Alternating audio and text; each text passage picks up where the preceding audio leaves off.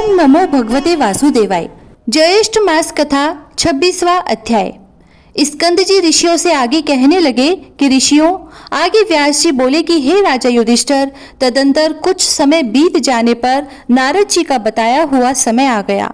जो कुछ नारद जी ने बतलाया था वह सावित्री के हृदय में निरंतर बना रहता था और सावित्री प्रतिदिन समय की गणना कर रही थी और वह 3 रात्रि का व्रत धारण कर रात दिन एक ही आसन पर बैठी रही और चौथे दिन इस व्रत की समाप्ति करूंगी ऐसा निश्चय किया।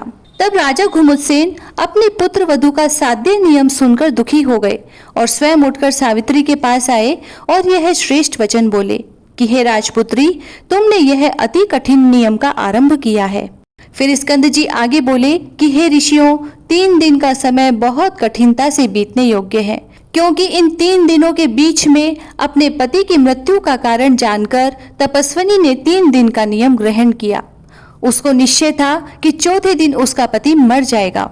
इसी के अनुसार चौथे दिन सत्यवान कुठार और पिटक यानी कुल्हाड़ा और टोकरी लेकर वन के लिए लकड़ियां लेने को चला। उस सत्यवान को वन में जाता हुआ देखकर सावित्री बोली कि हे मानद, आज आप मेरे कहने से वन को न जाइए और यदि आप जाना ही चाहते हैं तो मैं भी आपके साथ चलूंगी। हे प्रभु, मुझको इस वन तथा आश्रम में रहते हुए 1 वर्ष बीत गया।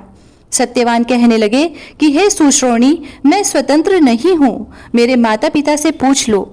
हे शुचिस्मते, यदि वह कहे तो मेरे साथ चली चलो।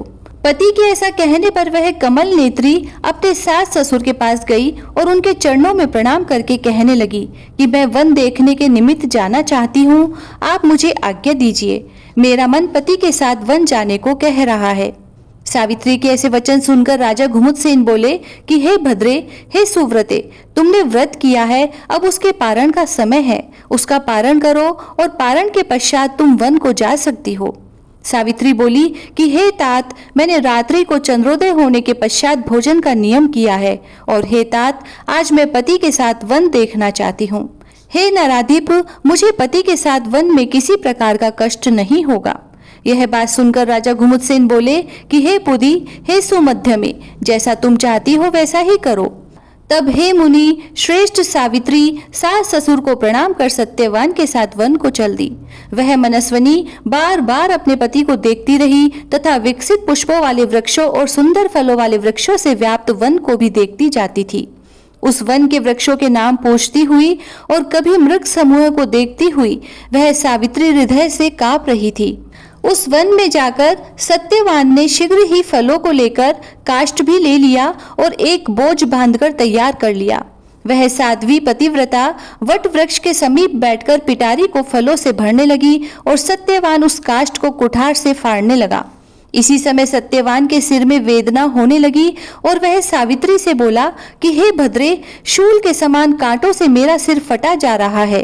हे सुश्रोणी, हे सुव्रते, मैं तुम्हारी गोद में सोना चाहता हूँ। वह विशालाक्षी मनस्विनी सत्यवान की मृत्यु का समय उपस्थित समझकर उसी स्थान में बैठ गई। सत्यवान भी सावित्री की गोद में अपना सिर रखकर सो गया। तब तक वहां पर कृष्ण पिंगल का एक पुरुष आया। इसके आगे की कथा हम सुनते हैं कल के 27वें अध्याय में। इति श्री ज्येष्ठ महात्म्य में सावित्री सत्यवान कथा वर्णन 26वां अध्याय समाप्त हुआ। जय श्री राधे।